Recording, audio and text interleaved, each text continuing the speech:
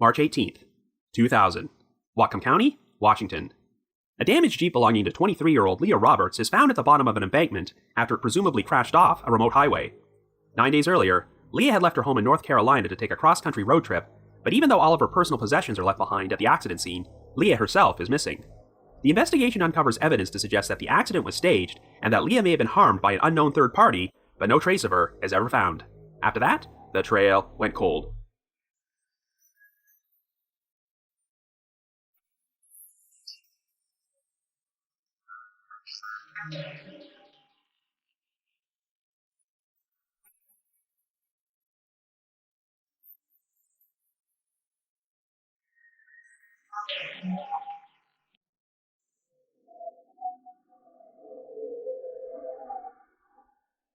Hello everyone, and welcome to our latest episode of The Trail Went Cold.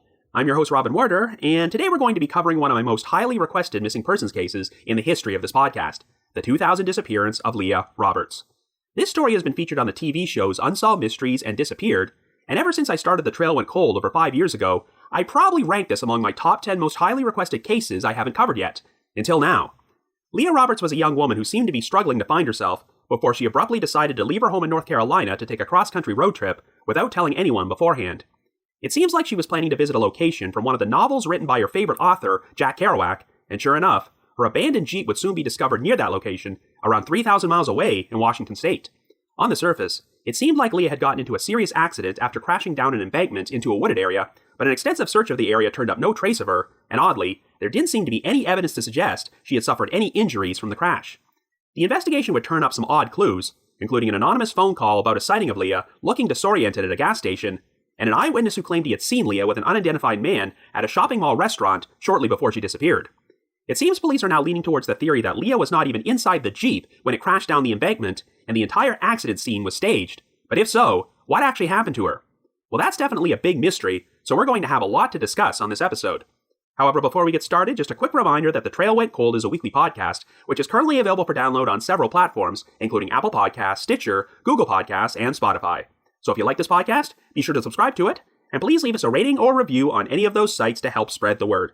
The Trail Went Cold is on Patreon, so if you would like to learn how to support the show, please visit our page at patreon.com/thetrailwentcold. For as little as $1 a month, you can garner access to exclusive rewards, which may include stickers and thank you cards, early access to episodes, and bonus content. So with all that out of the way, let us now explore the disappearance of Leah Roberts.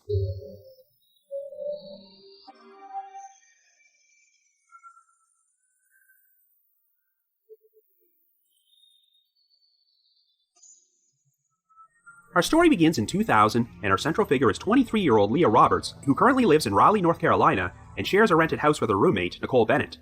Leah was originally born in Durham, and was the youngest of 3 children, as she has a brother named Heath and a sister named Kara. Unfortunately, the siblings have dealt with unimaginable tragedy over the past few years, having lost their mother to heart disease and their father to a chronic lung illness. The tragedy was further compounded for Leah during the fall of 1998, when she was involved in a serious car accident after crashing into a truck, which left her with a punctured lung and a shattered femur, which required a metal rod to be inserted into her leg.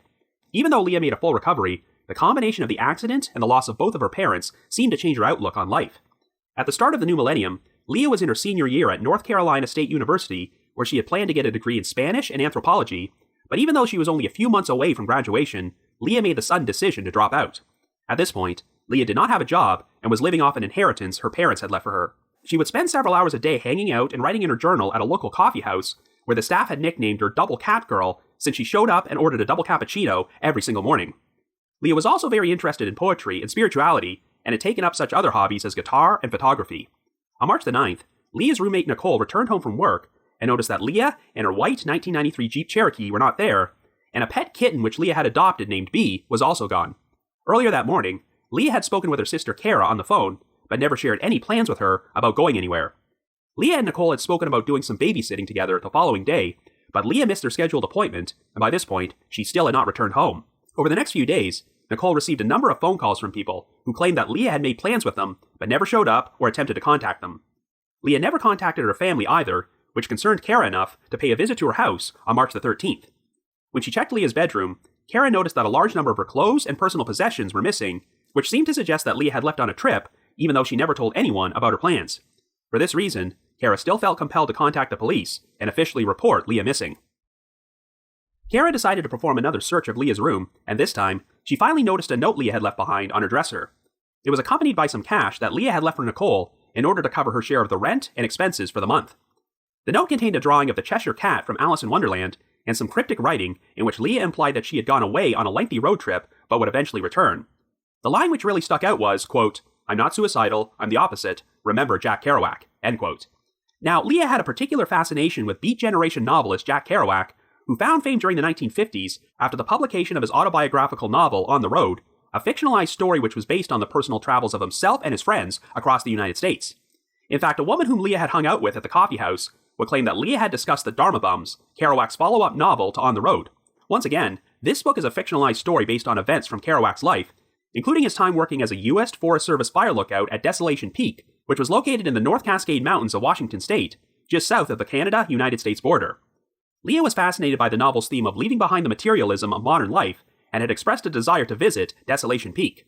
Well, since Leah had previously granted Kara power of attorney over her bank accounts, she was able to look up Leah's financial transactions and track her movements since she left Raleigh on March the 9th. Well, sure enough, she discovered that Leah withdrew $3,000 that same afternoon and then used her debit card to pay for a motel room near Memphis, Tennessee.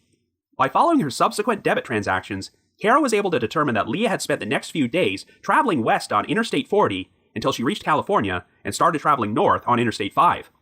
The last recorded transaction was when Leah purchased gas in Brooks, Oregon at 12:57 a.m. on March the 13th.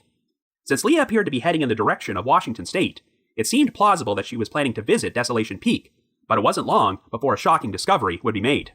On March the 18th, a couple was jogging on a remote logging road called Canyon Creek Road, located next to Mount Baker National Forest in Whatcom County, Washington. The road was adjacent to Mount Baker Highway, and the couple noticed some articles of clothing, including a shirt hanging from a tree branch next to an embankment. This embankment was near a slight curve at the top of an uphill slope of Mount Baker Highway, and when the couple took a closer look, they noticed that a wrecked Jeep Cherokee was at the bottom. Sure enough, when the Whatcom County Sheriff's Office arrived at the scene, they noticed that the Jeep had North Carolina license plates, and they were soon traced back to Leah Roberts. However, there was no sign of Leah anywhere, even though virtually all of her personal possessions, such as her guitar, compact discs, clothing, passport, driver's license, and checkbook, were inside or had been scattered around the Jeep. And while some cat food and a cat carrier were in the vehicle, Leah's pet kitten Bee was also missing. A more thorough search of the Jeep would also uncover a pair of pants containing over $2,400 in cash, and an engagement ring which had belonged to Leah's late mother was found underneath a floor mat. This would cause great concern for the Roberts family, since the ring was one of Leah's most treasured possessions, and she almost never took it off. At the time the Jeep was discovered, some of its broken windows were covered by blankets and pillows, presumably because someone had used the vehicle as a shelter. The condition of the Jeep seemed to indicate that it had been traveling between 30 to 40 miles per hour when it went over the embankment, and since the contents of the vehicle had been tossed around inside, it likely rolled over at least once before it landed upright. But oddly, there was no sign of blood or any other physical evidence inside or around the Jeep to indicate that someone had been seriously injured. Since there were no shatter marks on the glass or a stretching of the seatbelt, it almost appeared like there were no occupants inside the vehicle when it crashed, though there was nothing to indicate that it had been rigged to go down the embankment on its own. Even if Leah had survived and was picked up by a passing motorist, there were no records of anyone matching her description having checked in to any of the local hospitals. Since the Jeep was discovered on national forest land, the FBI would assist the Whatcom County Sheriff's Office with the investigation, and an extensive search was performed of the forest and the surrounding area with tracking dogs. Metal detectors were also used, in case they picked up the metal rod which had been inserted in Leah's leg following her previous accident 2 years earlier. However, no trace of Leah could be found anywhere, so her siblings, Heath and Kara, traveled to Whatcom County in order to assist with the search effort and circulate missing persons flyers. Investigators eventually uncovered some security camera footage from the gas station in Brooks, Oregon, where Leah had stopped to purchase fuel shortly before 1 a.m. on March the 13th. The footage showed Leah completing her transaction inside the convenience store while she was alone, and everything seemed to be normal with her, though she appeared to turn her head several times to glance outside into the parking lot. Since the gas station did not have any exterior cameras, it was impossible to determine if Leah might have been staring at something. If Leah kept traveling north on Interstate 5, she eventually would have wound up in Bellingham, Washington, 300 miles away, where she could have turned east onto Mount Baker Highway. The embankment was located about 40 miles outside of Bellingham, and since Desolation Peak was located further east in that direction, it seemed even more likely that this was Leah's intended destination before the crash. It would soon be confirmed that Leah did stop in Bellingham, as a search of the Jeep uncovered a ticket stub for a screening of the movie American Beauty, which took place at the cinema at the Bellis Fair Mall at 2:10 p.m. on March the 13th. This compelled Heath and Kara to start circulating Leah's missing persons flyers around the mall, and she would eventually be recognized by employees from the mall's only sit-down restaurant, and they said that she stopped there for a meal on the same afternoon she saw the movie. They claimed that Leah entered the restaurant alone and sat down at the bar before two men showed up at separate times and sat down on each side of her, and Leah could be seen engaging them in conversation. Once Leah's disappearance started generating publicity, investigators would be contacted by a man who recognized her photo and confirmed that he was one of the men who sat down next to her. He said Leah specifically told him about her love for Jack Kerouac and her travel plans, which seemed to confirm it was actually her. Police eventually tracked down the second man who spoke with Leah, and he corroborated the story, but he added an additional detail. He claimed that Leah left the restaurant with a third man whom she referred to as Barry, and this witness provided such a detailed description of Barry that investigators were able to put together a composite sketch for him. However, the first man contradicted the story and claimed that Leah left alone, and there were no other witnesses from the restaurant who could corroborate having seen the mysterious Barry. There would be an additional strange lead when the Whatcom County Sheriff's Office received a phone call from an anonymous male 1 week after the discovery of Leah's Jeep. The man claimed that his wife had seen a disoriented-looking woman whom he believed was Leah Roberts at a Texaco gas station in the city of Everett, located about 60 miles south of Bellingham. However, before the police could ask him for any further details, the caller seemed to panic before he abruptly hung up. This led to speculation that Leah could have become disoriented and lost her memory following the accident, before she somehow hitched a ride out of the area and found her way to Everett. Leah's story would capture the attention of Unsolved Mysteries, who produced a segment about the case which aired in August of 2001, but it did not lead to any further developments. Kara eventually made contact with a missing persons advocate named Monica Kaysen, the director of a non-profit organization in Wilmington, North Carolina, called the Community United Effort for Missing Persons, aka the Q Center. On the 4-year anniversary of Leah's disappearance, the Q Center would organize a caravan to travel across the country on Leah's exact route from Raleigh to Whitcomb County in order to spread awareness of her story. In November of 2005, both Kara and Monica Kaysen made an appearance on Larry King Live to discuss Leah's disappearance, in which Kara would state, quote, "Leah was a young woman who was lost. You know, by the time Leah was 22, she had lost both of her parents, and here she is on the verge of graduating from college, and I think she just really felt lost and didn't have a lot of direction, and I feel like she took this trip as a soul-searching trip. I think she just needed to go and get away to clear her mind." End quote. 1 year later, the original detective on Leah's case retired, and it would be reassigned to 2 other detectives who decided to take a fresh look at everything. At this point, the Whatcom County Sheriff's Office still had Leah's Jeep in storage, and after looking through the original paperwork, the 2 detectives realized that no one had ever looked under the Jeep's hood, so they decided to do so themselves. They would discover that the vehicle's starter motor had been tampered with, and a wire to the starter relay had been cut. This meant that if someone wanted to intentionally crash the Jeep down the embankment while it was unoccupied, they could have turned the key and accelerated the vehicle without stepping on the gas pedal. Some fingerprints were also found on the underside of the hood, as well as traces of male DNA on an article of Leah's clothing. The detectives decided to place their focus back on the male witness who had claimed he saw Leah leaving the restaurant at the Bellis Fair Mall with a man named Barry. It turned out this man had a military background and had worked as a mechanic, which could have given him the necessary knowledge to tamper with the Jeep starter motor. This man was living in Canada at this point, so investigators went to the trouble of obtaining his fingerprints and DNA. In February of 2011, the investigation Discovery true crime show Disappeared aired an episode about this story, in which detectives claimed that this man's prints did not match the prints found on the hood, but they were still waiting for the results of the DNA testing. However, there has never been any public follow-up on what actually happened with the DNA, but I'll be discussing this issue in more detail in a little while. At the time of this recording, 21 years have passed since Leah Roberts went missing, and there are still no conclusive answers about what happened to her. So I guess you could say, the trail went cold.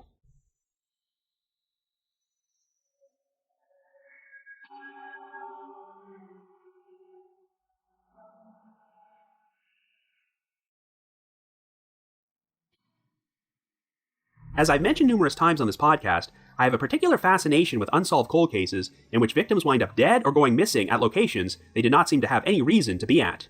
Here, Leah Roberts seemingly left her home in North Carolina and decided to drive 3,000 miles across the country to Washington State without telling anyone before her Jeep wound up at the bottom of an embankment at a remote area.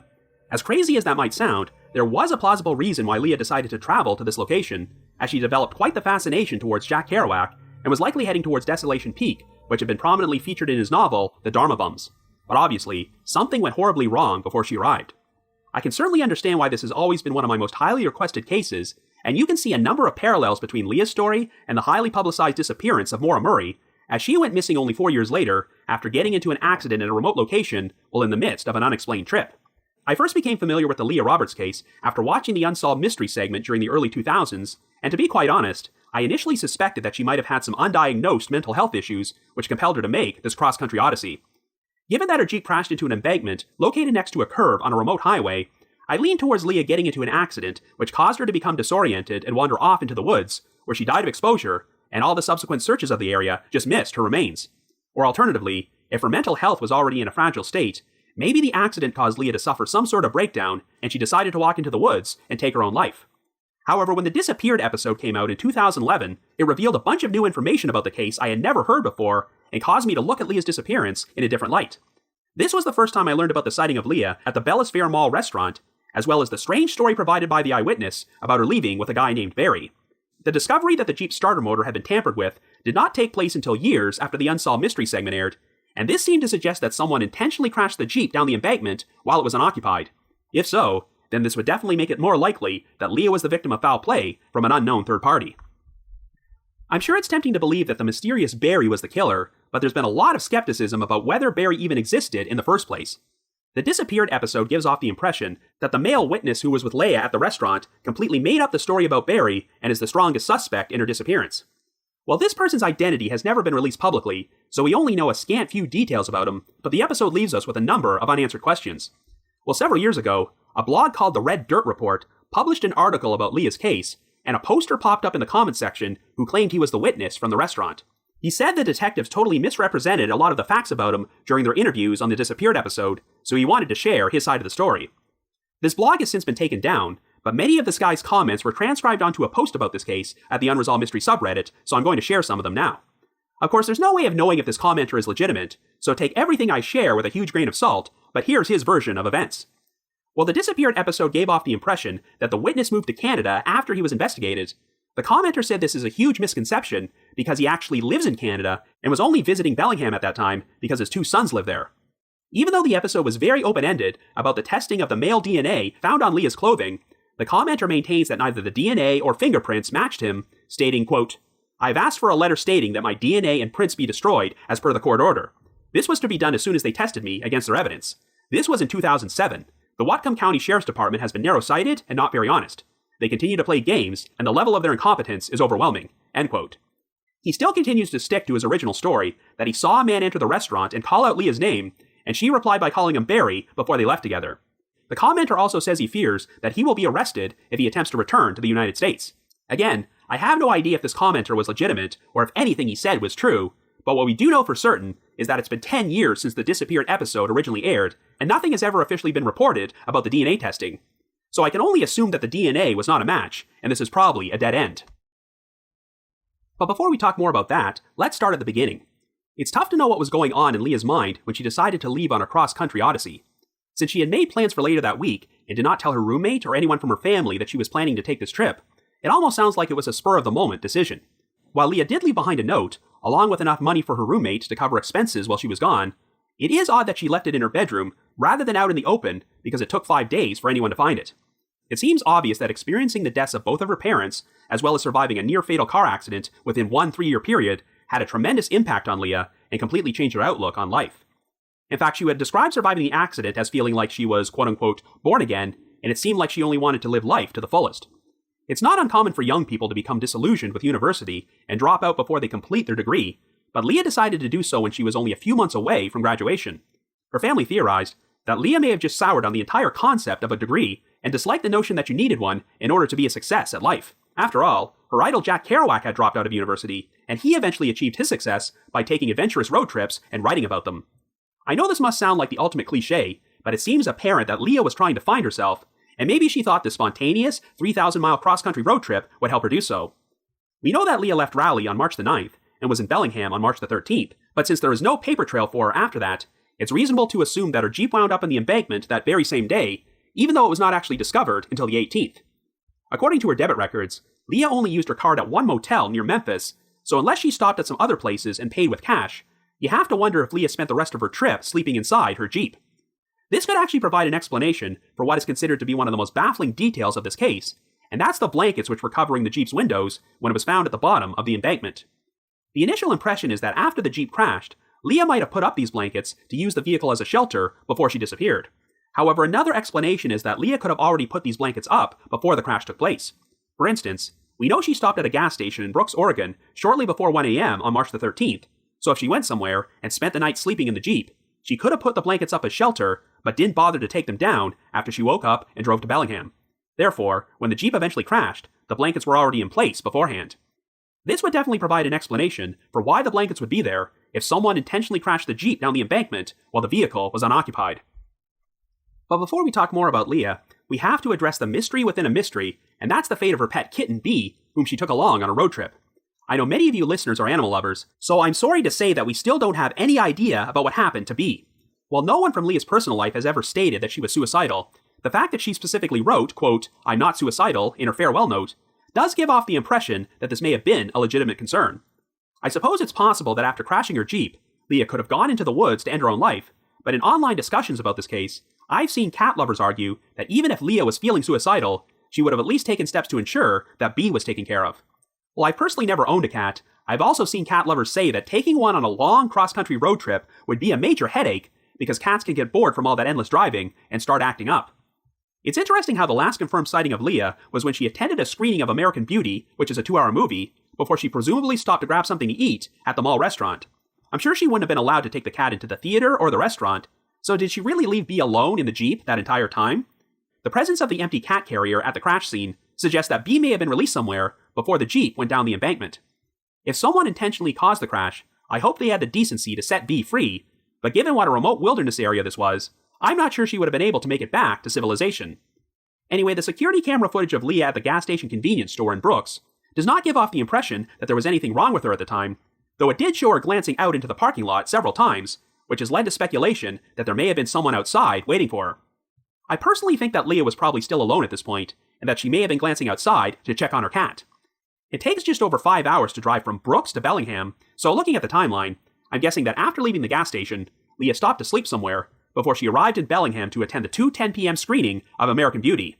Incidentally, this was just 2 weeks before the Academy Awards, where the film had received 8 nominations and it wound up taking home 5 Oscars, including Best Picture. In case you've never seen it, the lead character in American Beauty is a miserable, unhappy suburbanite who has a serious midlife crisis and starts questioning the purpose of everything. Given how introspective Leah seemed to be at this time, I can understand her making a pit stop on a road trip in order to see this movie.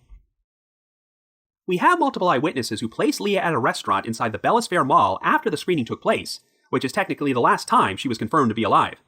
I know that eyewitnesses are often mistaken in missing persons cases, but the 2 men who sat next to Leah at the bar specifically mentioned her talking about Jack Kerouac and her cross-country trip, so I think they definitely spoke to her. But of course the big complication in this case is that one of these men described Leah as leaving with a man named Barry, while the other is adamant that she left alone. And since no one else who was at the restaurant that day can confirm the existence of the mysterious Barry, this is why police have become suspicious of the eyewitness.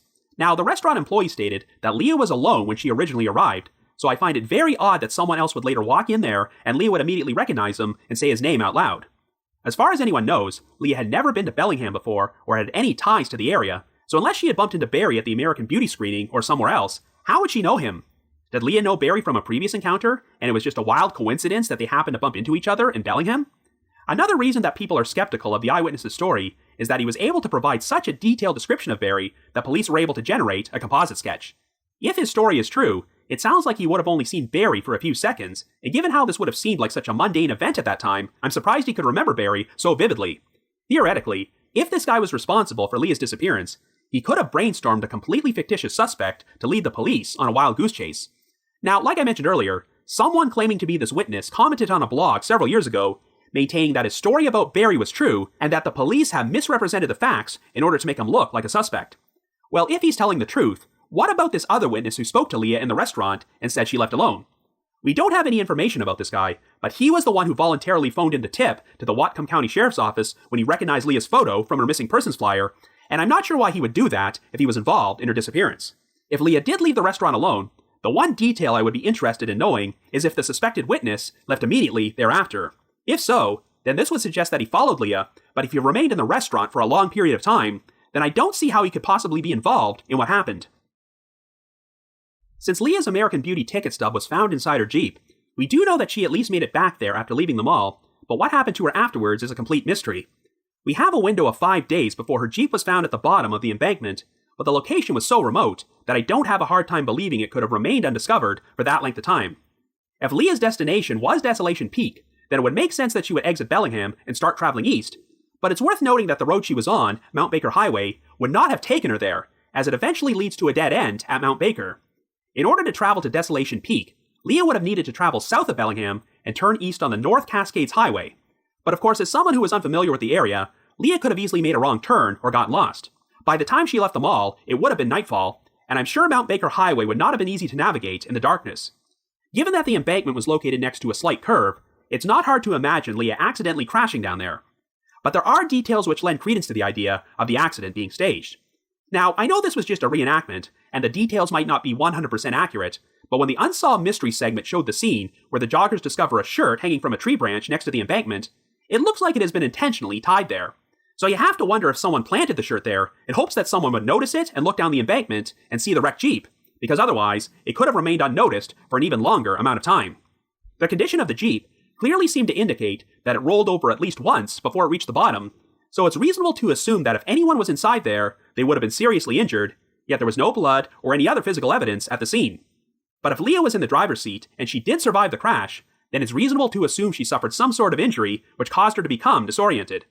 If that is what happened, then I'd say the most logical explanation is that she wandered off into the woods and died because it sounds like the embankment was steep enough that it would have been difficult for an injured woman to climb back up and make it to the road. And even if Leah did that, this was a remote enough area that the odds of her being picked up by a passing motorist were not great. Theoretically, if she was picked up by some serial killer who did her harm, then they're obviously not going to report it. But again, what are the odds of this happening at such a remote location? While we're on the subject of serial killers, I know that online sleuths often attempt to link the late Israel Keyes to unsolved cold cases. Since he was serving in the Army and was stationed at Fort Lewis in Washington State during this time period, I have seen his name tossed around as a potential suspect in Leah's disappearance. Well, Keyes was actually on temporary duty assignment in Egypt from January until June of 2000, so I think we can firmly slam the door on the idea of him being the perpetrator here. I will say that if Leah did survive the crash and managed to make it out of the area, then she would have only done so if she was completely disoriented and lost her memory, because it makes no sense for her to leave all her possessions behind at the scene, including over $2,400 in cash and her mother's engagement ring. I think the only reason this theory is given much credence is because of the phone call from the anonymous male, who said he saw Leah looking disoriented at a gas station in Everett, but since Everett is around 90 miles away from the crash site, there's no way Leah could have wound up there unless someone gave her a ride. It's my guess that the caller may have been mistaken and saw another young woman who resembled Leah, but since he seemed to abruptly panic and hang up before the police could question him, I'm not sure how much credibility we can give this guy. It's very possible that if Leah was a victim of foul play, the caller was her killer, and he intentionally did this in order to create misdirection and give off the false impression she was still alive. It seems like the main reason investigators now lean towards the accident being staged was the discovery that the Jeep's starter motor had been tampered with, which could have allowed someone to start the ignition and accelerate the Jeep off the road into the embankment without anyone being behind the wheel to use the gas pedal. Obviously, this is not something which just anyone is going to know how to do, but since the witness from the mall restaurant had worked as a mechanic and may have possessed the necessary technical knowledge, that's one more reason why investigators have looked at him as a potential suspect. Now, we know the fingerprints found under the Jeep's hood did not match this guy, but we still can't even be 100% certain if the prints are relevant to this case. For all we know, Leah could have stopped at a gas station somewhere on a road trip where an attendant lifted the hood to check her oil or something and left their prints behind. And of course, there's still ambiguity about whether or not the male DNA found on Leah's clothing matched this witness, but I'm guessing it did not. I would say that the DNA evidence holds greater significance, since there really isn't an innocent explanation for how it could have gotten there. I will say that if Leah was the victim of foul play, robbery was certainly not the motive for the crime, as whoever crashed that Jeep into the embankment did not have any interest in taking her mother's engagement ring or her money or any of her other possessions. I do find the placement of the engagement ring under the floor mat to be incredibly odd, because I don't see how it could have wound up there by accident. By all accounts, it would have been very out of character for Leah to take off the ring herself, but if she was murdered and the killer disposed of her body at another location, why would they go to the trouble of removing the ring from her finger and placing it under the mat? If Leah was murdered, I have a feeling that whoever was responsible was very familiar with the area. As I frequently mentioned, that embankment was located in a pretty remote area, and it doesn't sound like the type of location you would just stumble upon by pure chance. So somebody may have figured this would be a good place to stage the scene. That spot could have been picked, since the curve in the road made it look like a plausible location where someone might get into an accident. But of course, if a third party drove the Jeep out there and intentionally ran it off the road, how did they get back home? That spot is in the middle of nowhere, a great distance away from civilization, so could this mean there was a second person involved who drove there in a separate vehicle for them to leave the scene? And if Leah was the victim of foul play, where did she originally cross paths with her killer? Did she really meet a guy at the Bellis Fair Mall named Barry who subsequently murdered her? If so, what did he do with her body? Overall, this is a pretty puzzling case where none of the evidence completely adds up, and I'm just not sure that any one theory makes 100% complete sense. Regardless of whether Leah crashed into the embankment on her own or the accident was staged, it has been over 2 decades since she went missing, so I think the chances of her surviving the ordeal and still being alive out there somewhere with no memory of who she is are pretty slim. If Leah was not a victim of foul play and did succumb to the elements after walking into the woods following the crash, it's going to be difficult to find her remains, but the best chance they might have is the metal rod inside her leg, which could be picked up by a metal detector someday. But if Leah was murdered, then I have no idea where to start looking for her body, because that particular section of Washington State is a vast wilderness. All that being said, if you happen to have any information about the unsolved disappearance of Leah Roberts, please contact the Whatcom County Sheriff's Office at 360-676-6650. That's 360-676-6650. But if you just have your own thoughts about what happened, feel free to leave me a comment or send me an email to robin.warder@icloud.com. That's robin.warder@icloud.com. Now, the reminder that The Trail Went Cold is on Patreon, so please visit patreon.com/thetrailwentcold to learn how you can support our podcast and become eligible for some pretty neat rewards. We produced a bunch of exclusive bonus episodes for our patrons in tiers 2 and 3, and this past month, I released an episode on a famous case from Unsolved Mysteries about wanted fugitive Adam Emery, who may have faked his death after he was convicted of murder and has not been seen for nearly 30 years.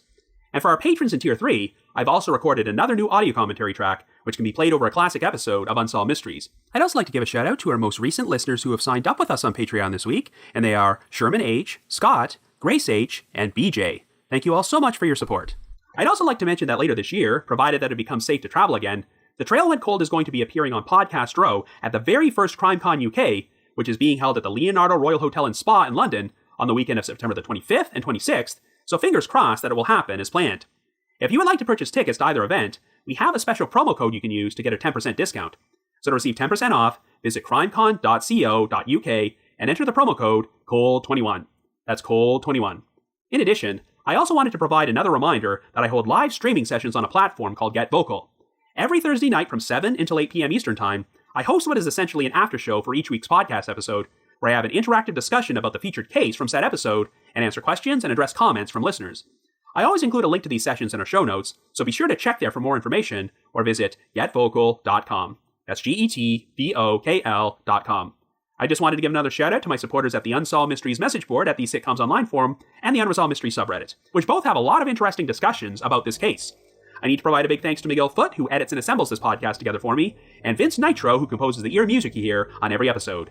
If you haven't already, you can like us on Facebook, follow us on Twitter, or leave us a rating or review on Apple Podcasts, Stitcher, Google Podcasts, or Spotify.